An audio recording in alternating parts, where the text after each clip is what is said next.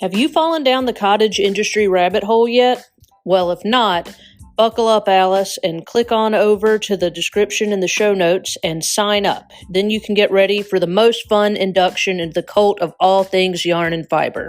This will include, but not limited to, free yarn, free ebooks, patterns, coupons, and much more. You don't want to miss out.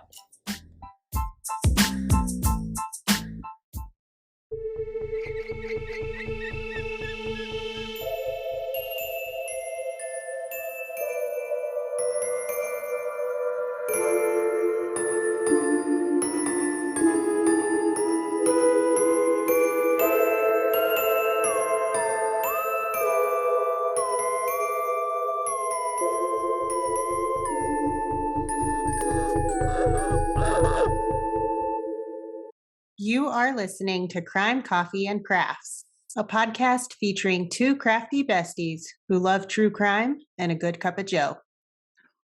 Hey, amateur sleuths. I'm Kristen. And I'm Heidi. Every time Welcome I have back. to say that. I know. have to say that thing. It has to be that way. It's good. I mean, at this point, you should expect it. Yeah. We're in over a month now. Or over a month. See? Over a year. Y'all, it's been a day for Kristen, so yeah. It's been a week. Can I just say it's been like, I don't know. I've put out fires almost every single day. Like not literal fires, but yeah. I mean, I have helped with fires, but none recently.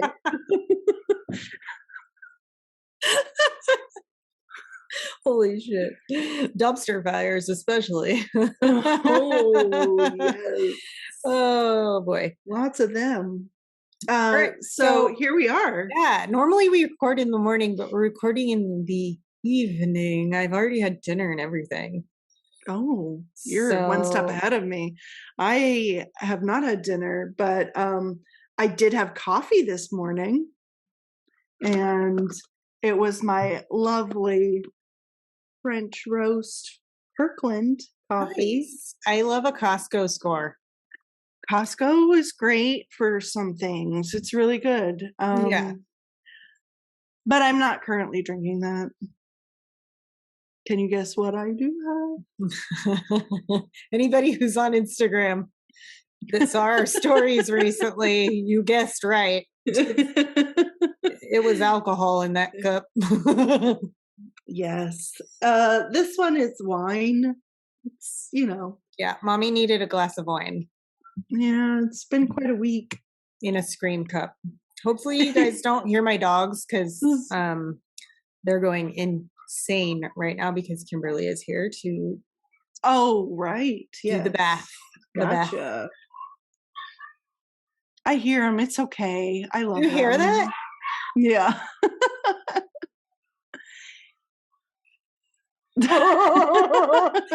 They sound like Rosie sounds like somebody's stabbing her. Yeah. Oh my. Oh, so art. I'm gonna mute my mic. Okay.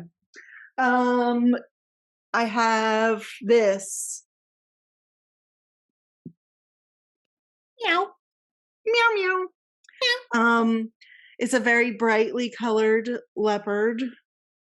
Very abstract-y art-ish type. But I like it. It's simple. It's really cool. Yeah. Super cool. Yeah. But I've been working on things I can't show on the podcast, so most of my art is secret right now. So I am working on other things, but soon it won't be. Soon it won't be. I'm going to text my mom right now. You just reminded me I need to get some dates from her.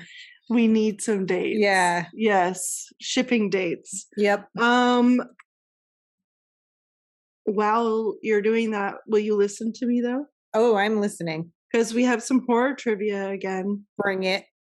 on. So I've got some good ones. This one, what Jennifer Love Hewitt led horror movie revolves around a group of teens that hit a mysterious stranger with their car. I know what you did last summer. There you go. Ding, ding, ding, ding. I watched that recently and it's still Did really you? good. It's really a it's good still movie. It really is. I still These are wanted to timeless. punch. I still wanted to knock Ryan Phillippe out. Right? Oh, he was such a jackass in that Such movie. a douche. This is one of my favorites. Complete this quote, if you may. Uh-oh, I'm gonna fuck it up. Just think Hannibal Lecter, okay? Oh. I ate his liver with some Chianti. Oh, that's the end part. What else did he have? Fava beans. Yes. I can't do the sound that he does, but I can't either. It's just too gross to. Yeah, I can't. I don't even want to attempt it. Yeah, it's so weird. let's not have that permanently on the interwebs. Every time somebody makes that sound, I get the heebie-jeebies. Yeah, it's just chilly. Ugh. Yeah. So yeah, he says, I ate his liver with some fava beans and a nice Chianti. He didn't say it as pleasant as I do, though. No.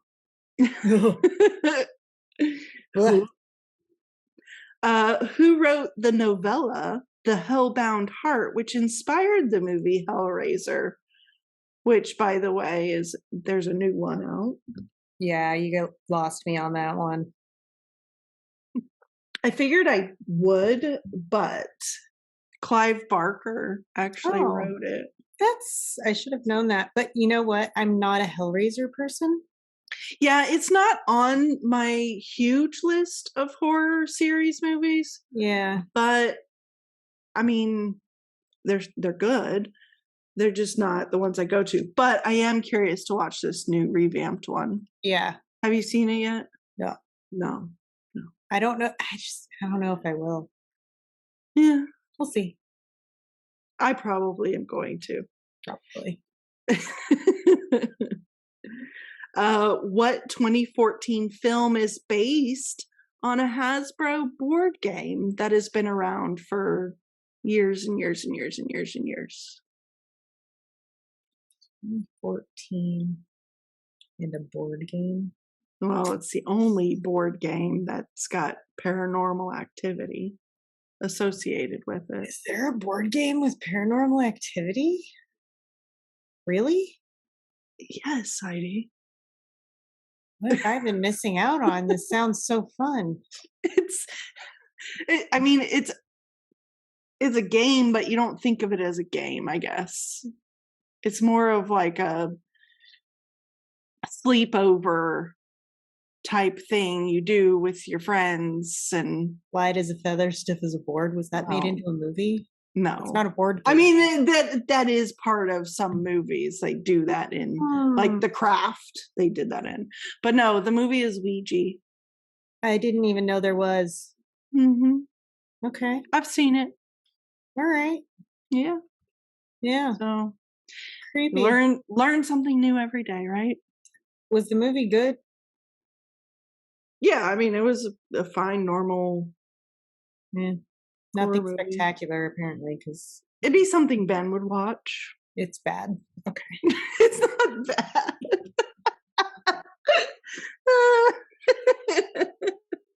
He just likes the B movies. Oh, he really loves like zombie and vampire. Yeah. I love zombie. Zombie all day long. I like really good zombie movies. Or shows. Oh, sure. Yeah. Like Walking Dead is really good. It is. I have to catch up on it because apparently David just told me that there's going to be a spinoff series with Negan and Maggie. Wow. That's exciting. That is kind of exciting. I like both of those characters. I'm like, he's your favorite, so yay. Yay. Anyways, we digress. It's okay. We got a doozy, and I think that our listeners, some people, have been looking forward to this one. Yeah, for shizzle. Heidi has groups she talks to. Yes. And so this was a good one, especially with all of the hype that's right now in Netflix. Mm-hmm. I don't know if anyone out there is a living, breathing, with a pulse person, but if you are, you have heard about the series with Jeffrey Dahmer. Mm-hmm. Which, disturbingly enough, I was in chess club today and they were talking about it. And I was like, you are fifth graders. What are you doing? They were his target age group, partially. Kind of, yeah. Yeah. So, anyways, I have been doing some cannibals this whole time. Obviously. I don't know if they just are attracted to me or I'm attracted to them, but they just kind of seem to pop out and be the things I talk about. Yeah.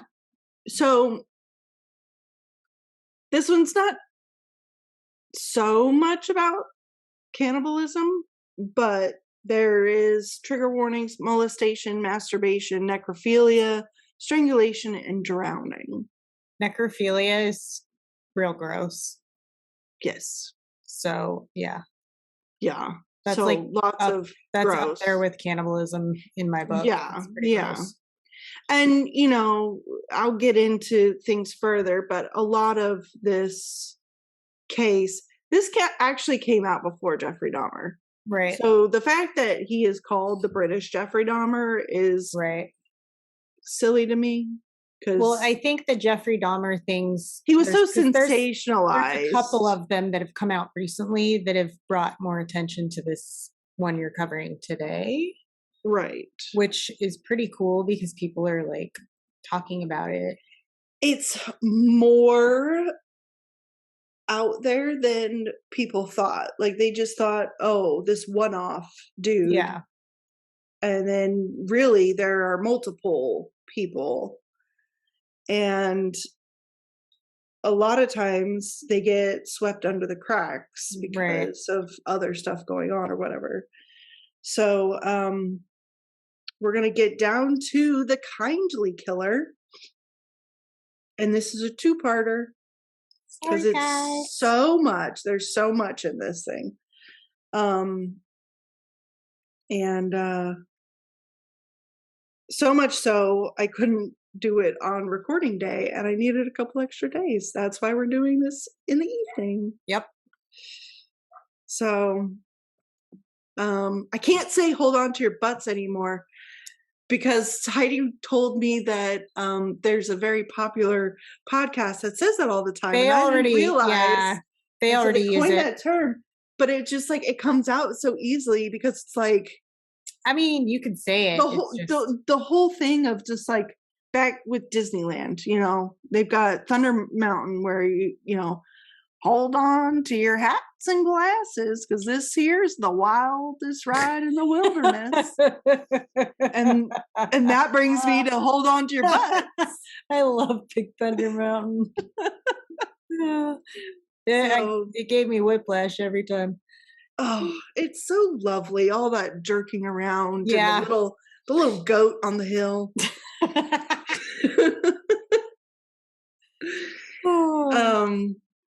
So I guess I'll just say, hold on. Oh, Mr. Toad's Wild Ride also says it. See? Yeah. They say, hold on to your hats and glasses. I think. I could be wrong. Maybe someone can write an email and say if I'm wrong or right. Yeah, who knows? Just DM us. Just message us. Anyways,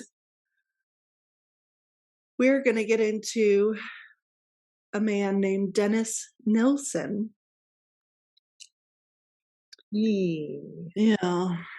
And before I go in any further, because I don't want to forget, at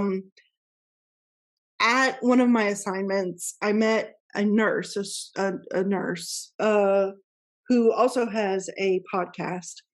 She does, it's called Failure to Stop.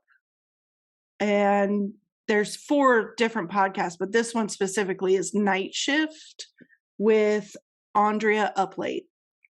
So it's Eric Tansey and Andrea, and they go live. So they don't record like we do. They actually like interact with their listeners. Right. And everything. And they did an episode on this September 4th. They did a live episode of this. So if anyone wants to go check them out, their Failure to Stop is, I will premise it with, it is more of a law enforcement take podcast. Right. So it's more for law enforcement. So if you're less inclined to listen to that, it's understandable, but there is more about the law enforcement end of things, which I honestly think that people should listen to both sides of things, because you get a different viewpoint, right? But I'm also yeah, trying to say that their podcast, you cannot be sensitive. Oh no, like cops have a horrible sense of humor, so there are sometimes things said on theirs, but it's really great. Andrea is really great. We became fast friends, and they gave a shout out to us on their podcast. So yay, hello, that's awesome. So Dennis Nilsen, I don't know if I'm ready. We're procrastinating. All right, let's get down to it. He was born November 23rd, 1945. So he's a little bit older. A little older. He's a year older than Dwight. Oh. He was born in Scotland to parents Olaf. It's not an F, it's Olaf, I guess. Okay. And Elizabeth. All right. Yeah. Olaf was a Norwegian soldier who left Norway after World War II. He found himself in Scotland. So in May 1942, against her parents' wishes, Olaf and Elizabeth married.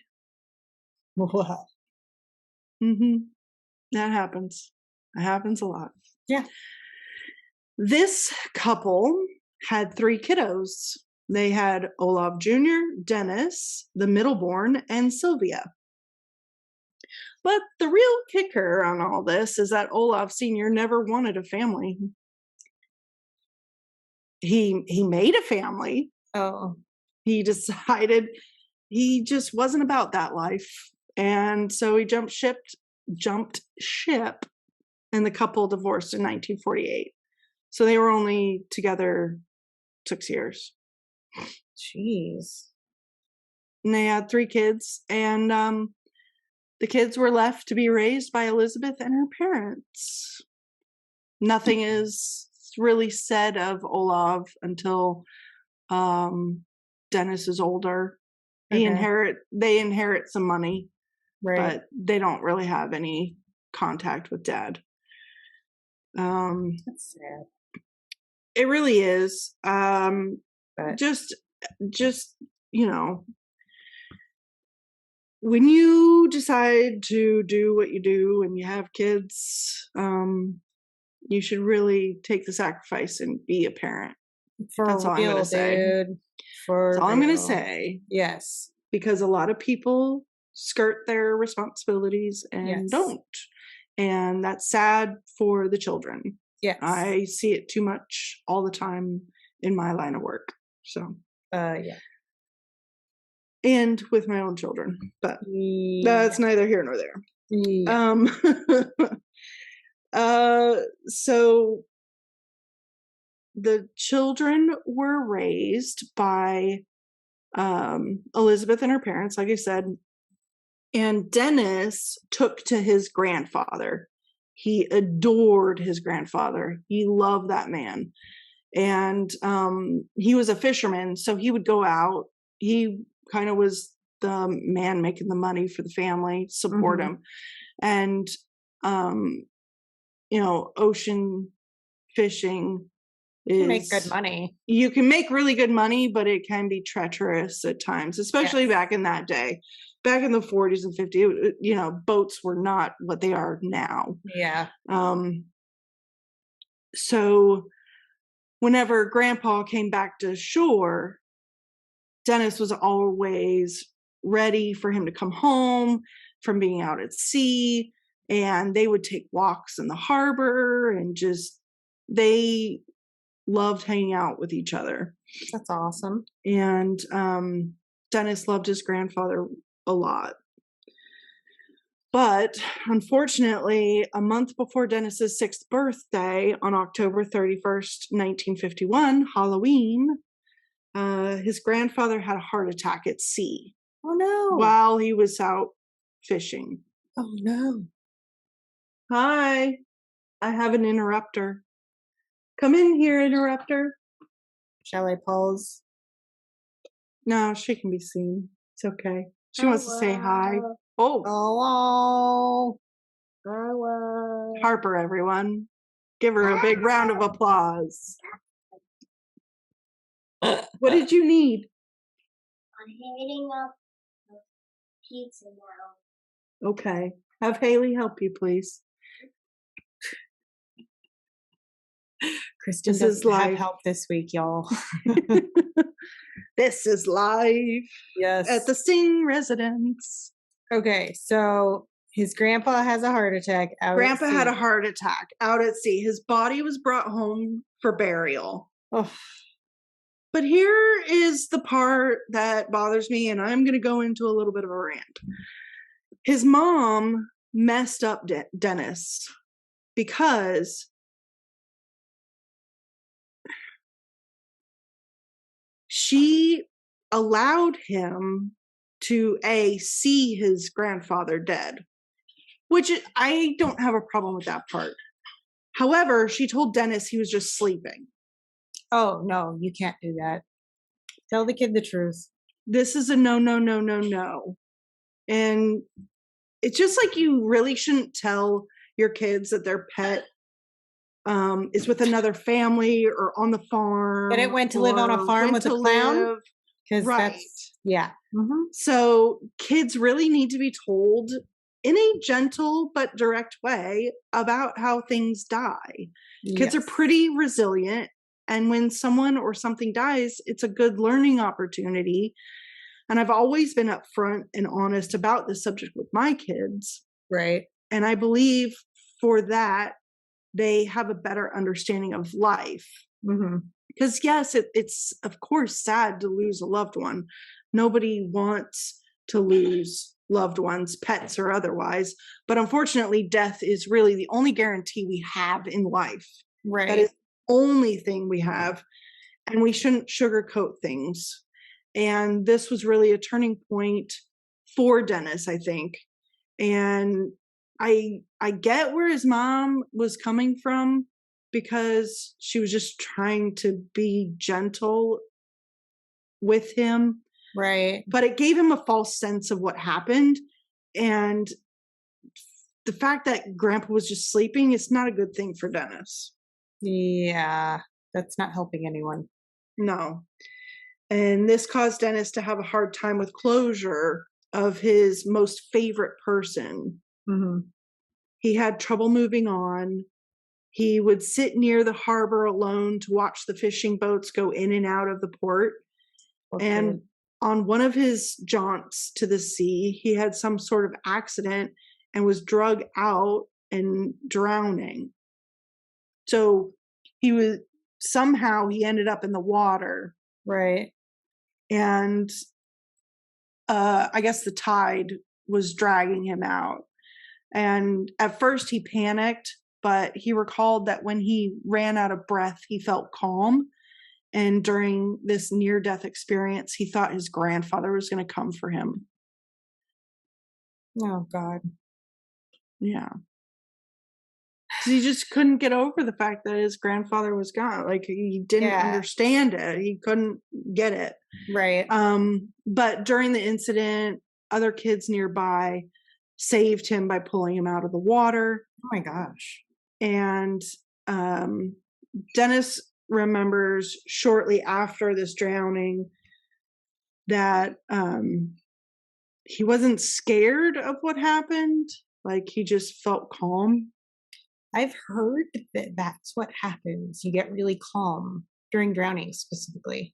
It's so weird. I know. I think it's like the oxygen deprivation. Yeah. It just like just shuts you down. Yeah. You're not like overthinking anything anymore. Right. But Dennis's mom, after this incident, she also found another husband and remarried, and they moved away. They moved inland, away from water, away from the shore. Away from Grandpa. Well, yeah. Which to him, like, yeah. Yeah. So I guess she thought maybe she was giving him a better life by taking him away from all that. But, I mean, I don't know. Seems that his grandfather dying that way and his, not being able to get over it kind of affected the rest of his life. Right. And so after they moved, this is going to be a part of his childhood that might be unsavory for people and might be difficult to listen to. But our young Dennis was very confused about his sexuality. Okay. And he also found it odd, but the boys he was attracted to looked like his sister. Oh. Like they resembled his sister. That's so he made him even more confused. Yeah. And caused him to unfortunately test his theory. Oh boy. And he fondled and molested his sister and also his brother while they slept. And in one incident, his brother, who was older than him because he was the middle child, he was Olav Jr. Right. He woke up while this was going on and they fought. They had a fight. And from then on, his brother called him a hen, which was a Scottish slang for girl. Oh. So Great. At home, he was constantly bullied by his brother. And then at age 14, Dennis just decided to join the Army Cadet Force, which is the step before joining the British Army. And he had to wait until he graduated high school to join the British Army. Okay. So. Sounds like he was almost normal and then went off died the rails. And went off the rails. And then he was trying to be normal and then he really went off the rails later on. Yeah. Yeah. During this time, he would go on trips with the military. And while in Western Germany, he started drinking heavily. And I think I'm going to drink heavily. Drinkling.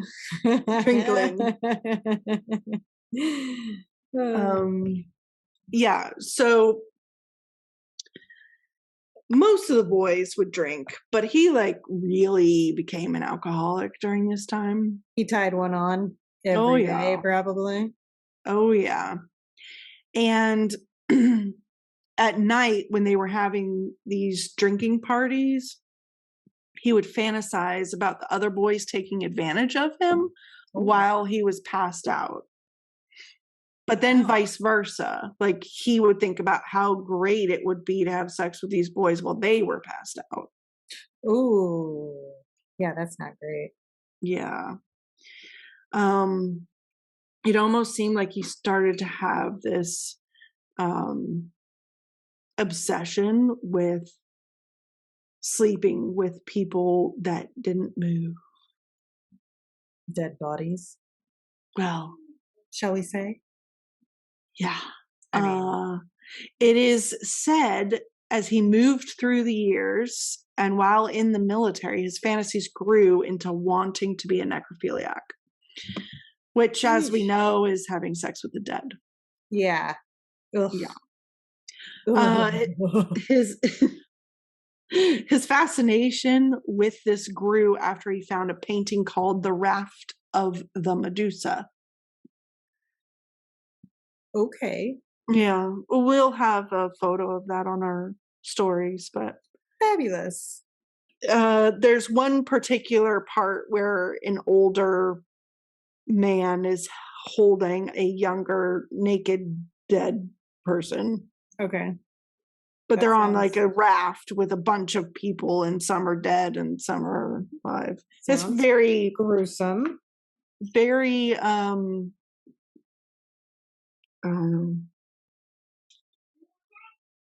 very rough painting. I don't know who wrote, or I do know who painted it. They have the painter, but I don't know what he was thinking. I mean, it evoked lots of feelings from lots of people, I'm sure. Yeah, especially for this Especially serial Dennis. killer necrophiliac. So after that, in 1967, he traveled with the military to Britain and Cyprus, and he wound back up in good old Germany. All right. Germany is where he decided to hire a female prostitute. And it was his first time having sex with a woman. But he concluded he was, in fact, a homosexual and thought that having sex with a woman was overrated and depressing. I mean, that is quite the description. Yeah, I mean, way to make a girl feel fucking great. But like, it's sad that he had to like, or didn't have to, but like felt the need to do that just to confirm with himself that he kept testing. Like he kept being awful to other people to test his theories of his sexuality. And but you think about like back then. Yeah. I mean it's 50s, still 60s, 70s. Still to this day, it is difficult to be out. Oh, sure. To the public, because a lot of people are fucking assholes. Yeah. That's just me being real about it. People suck. I can't even imagine back then how horrible it was. Yeah, and it seemed Being like open. he was, Yeah. He was hiding it. He was confused. He was frustrated. But I don't think as many people that had his feelings went so far as to doing what he did. No.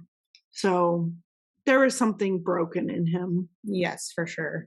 Obviously. And so that incident led him to, hi, Hannah. Hi. Come on, hurry up. I know Harper came in. You got to say hi. Here's Hannah. Hi. Hello. Nice shirt. This is just the episode of children episode. Yeah. Hi, Heidi. Hi. But you can't stay because you can't listen to this. Yeah, and we have to get through the story. It's pretty terrible. Okay, I love you. Have a good time. Thank you. Yeah, that was my shirt. In case you're all wondering, yes, Kristen has awesome kids. What shirt was yours? Yeah, that was my shirt. Don't look at me crazy. Fucking cool as shit. That's a cool ass shirt. I think she's more like questioning how I fit in it.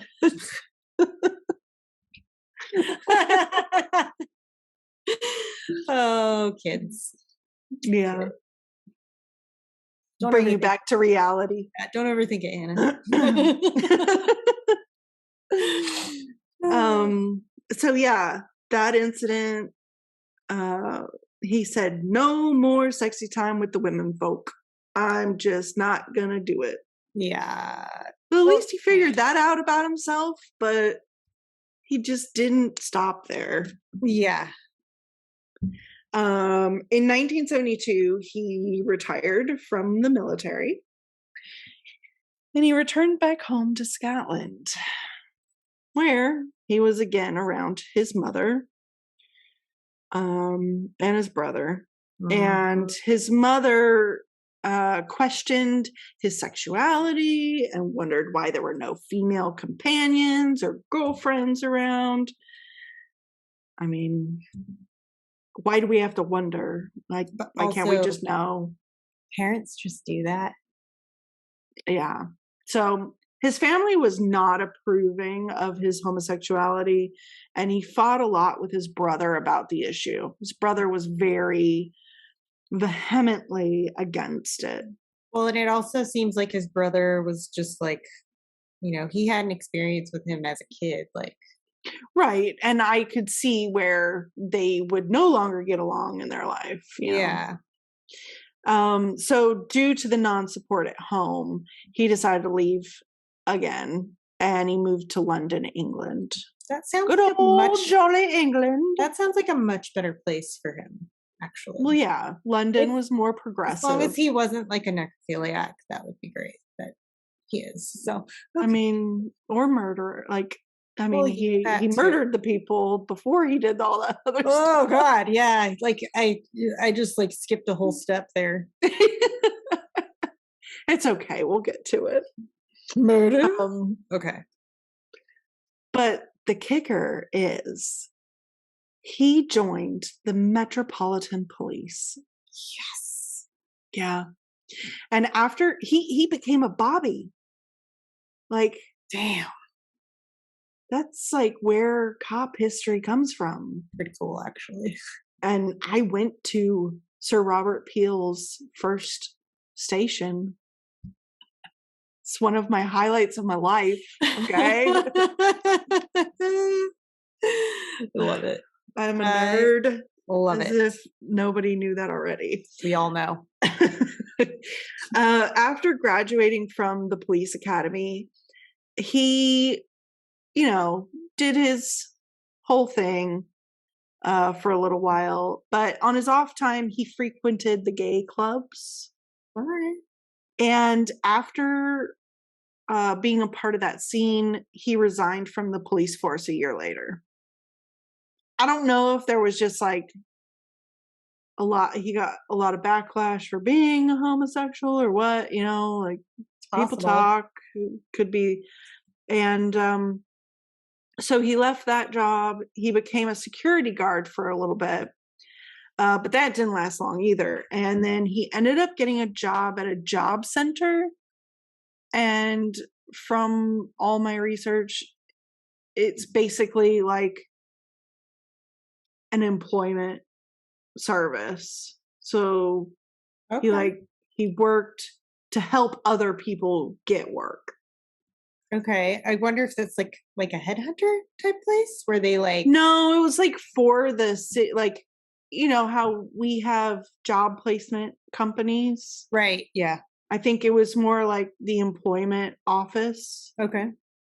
And he liked that job a lot because he didn't have to interfere with a lot of his colleagues. Okay. And he was kind of left alone to do his work.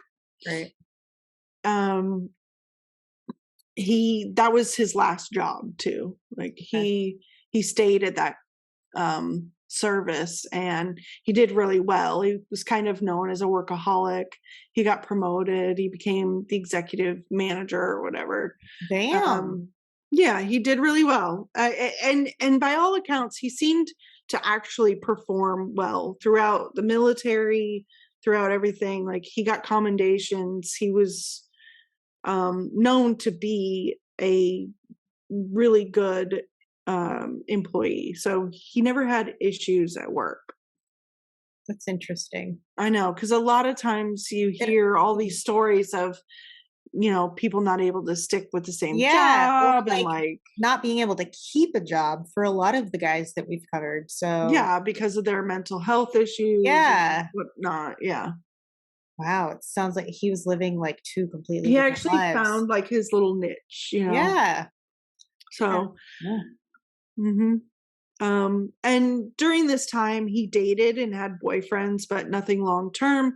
He thought he wasn't suited for a real committed relationship until he met a man named David Gallichan. I don't know if I'm saying that right, but the man was 20 years old. And I guess at this time, Dennis was in his 30s. Yeah. Because he was born in 45. Yeah. So, yeah. Anyways, met a man.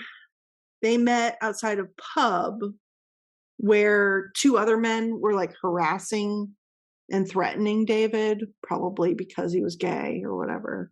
Probably. Dennis intervened and he invited him to his apartment. At the time, he had a one small little bedroom apartment. A flat. A flat, yes.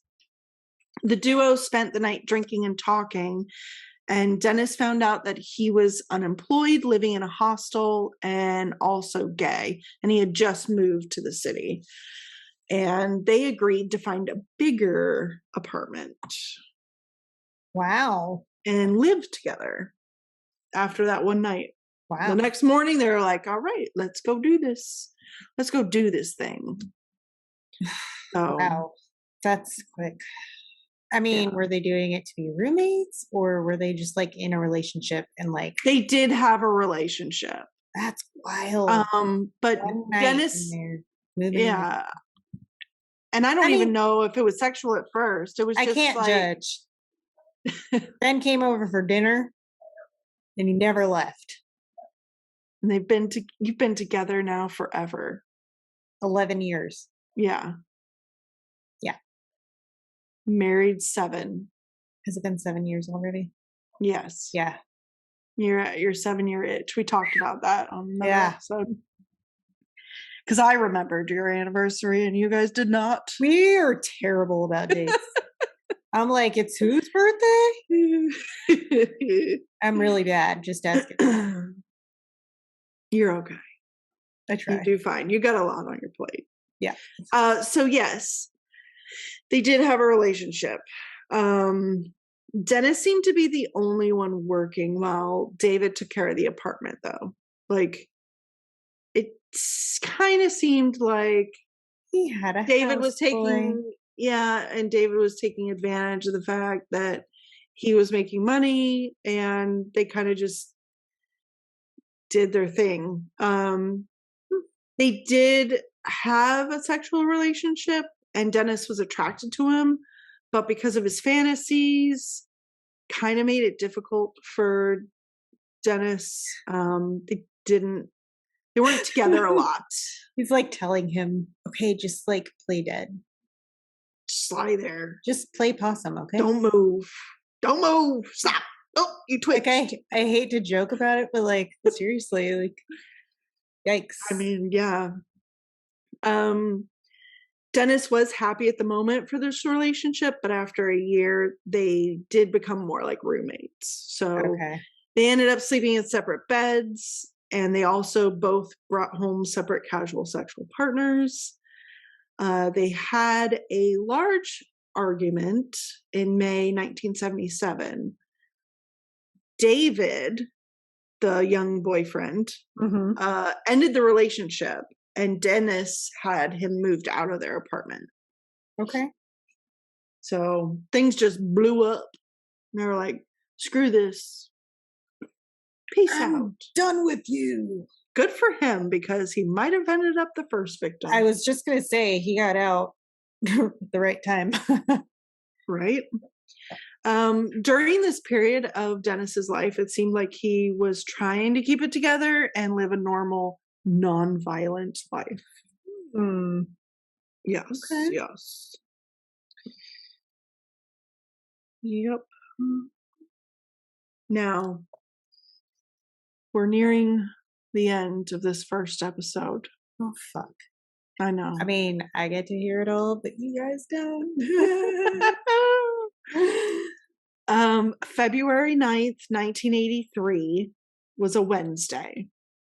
At 6 p.m., Dennis Nilsen walked into the front door of his home in North London. In the hall, he came face to face with 3 plainclothes police officers. They seemed to be waiting for him.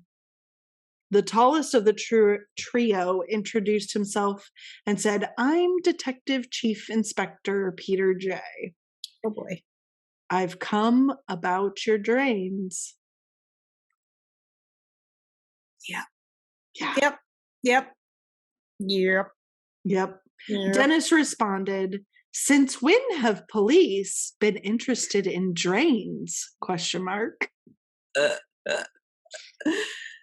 The Wow. detective Who was that? my children, Children. We're This at a is why- cliffhanger. we try to record when no children are here, but we needed to record. Yeah, so. We normally do this when the children are gone. Children, leave me be. All right. So,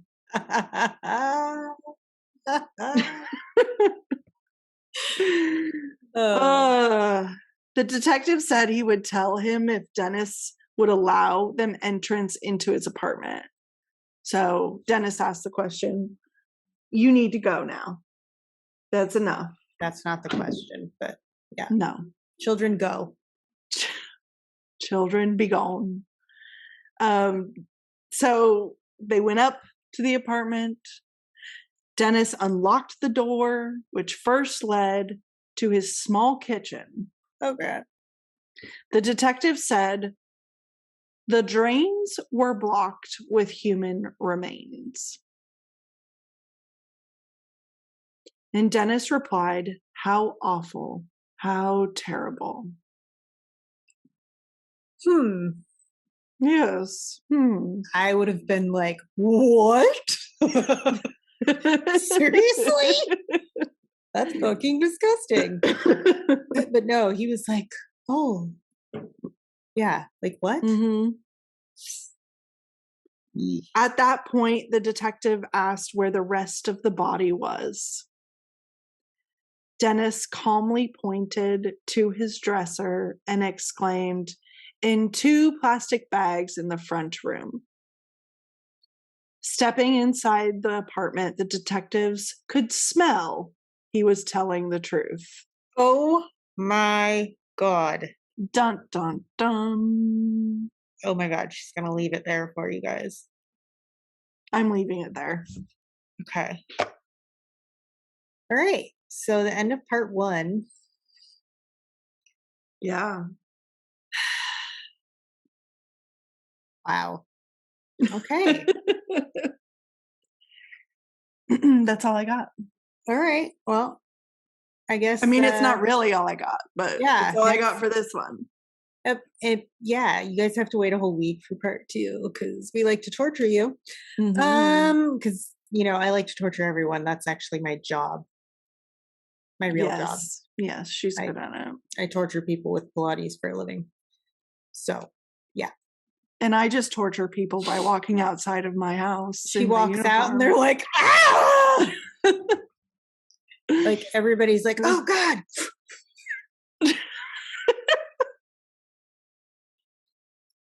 Oh my goodness. Oh, okay. So go check out the merch, y'all. Please. Pretty please. We got a lot of it and it's really good. There's some really cool stuff on there. Yeah. What else? Oh, what else? and what else?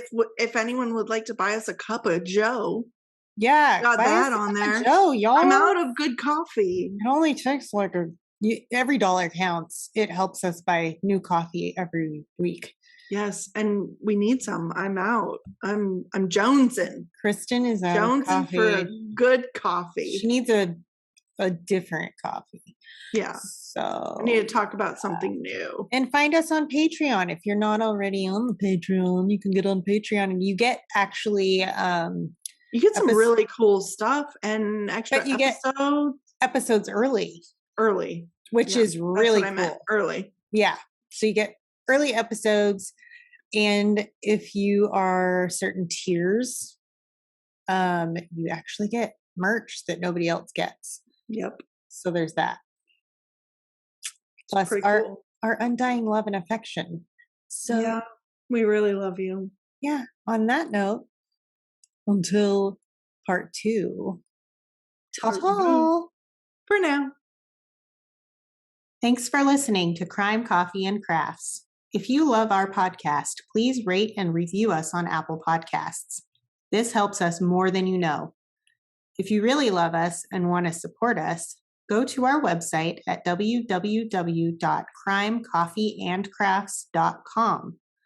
From there, you can join our Patreon, shop our merch, and find us on social media.